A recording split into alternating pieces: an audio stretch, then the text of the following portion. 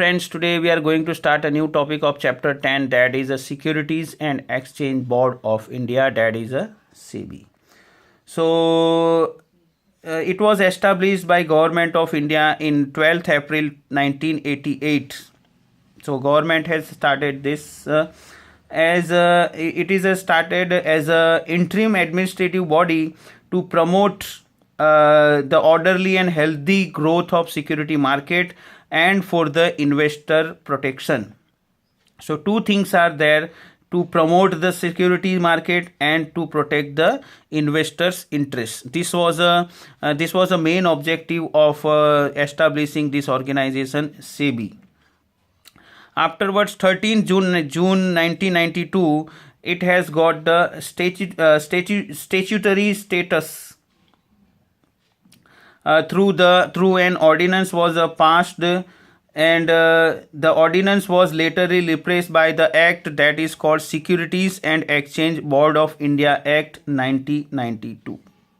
All right, so like this is a instruction. This way the SEBI was started. Now what was it was started to protect the interest of investors in security, to promote and development of security market, and another thing is that to regulate the functioning of security market. So these three things are there. So investors interest, development of security market, and regulating the function of security market. This was the function area of SEBI. Now, why the question is that why the SEBI is started? What happened in 1980s? The capital market was facing the tremendous growth due to increasing participants of public and expanding investor base. Trade volumes are also resulted. What happened? They started malpractices by the companies, brokers, merchant bankers. So they started some malpractices, and due to that what happened, some unofficial private placement started, unofficial premium on new issue they are collecting, non-adherence of provisions of Companies Act they are not following, violation of rules and regulation of stock exchange, rigging of prices and insider trading, delay in delivery of shares. So they are facing very much problems in the security market, and that's why government decided to establish one organization who can look after all these things. So the government and the stock exchanges were unable to redress these problems, and due to that, as a result, what happened? Government set up a separate regulatory body that is known as a SEBI.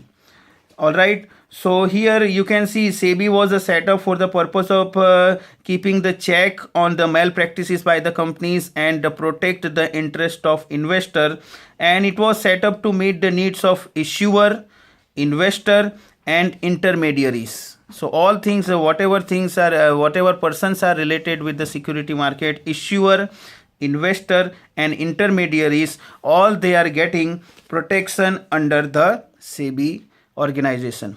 All right, let's try to understand the objectives of SEBI. So the first is that to regulate the stock exchanges.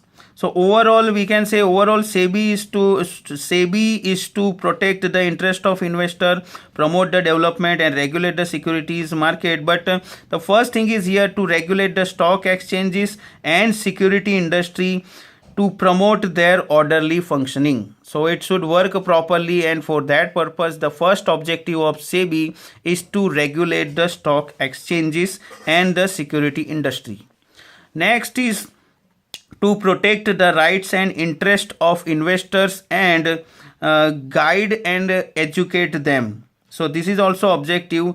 They are not only protecting the rights and interests, but they are also giving guidance and education regarding the securities markets.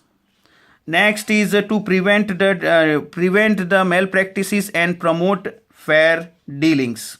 So they want to remove these malpractices and they want to promote the fair dealings. This is also one of the objective, and here they want to try to achieve the balance between the self-regulation by the security industry and its statutory regulation. Next is to regulate and develop code of conduct. So here it is good for the fair practices by the intermediaries like brokers, merchants, bankers. With the view of making them competitive and more professional, they are developing the code of conduct. I hope you understand, friends. Thank you very much.